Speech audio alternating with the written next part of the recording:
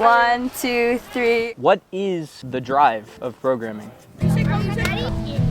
Programming is the backbone of the ranch. I mean, we're the ones who make the schedules and make sure that everything goes well. So the students in programming are those frontline students who will get put in bunkhouses and have those opportunities to minister to people and apply the things that they're learning in the classes and the different things that we're teaching them. 13, 14. So we take the biblical principles, apply it to real life, teach them how to help people, how to best counsel those that are in need. Students will learn the fundamentals of what it takes to run summer camp, whether it be game leading, archery instructing, or walking a group through our low ropes element course. We use those as a springboard to reaching our ultimate goal, which is sharing the gospel.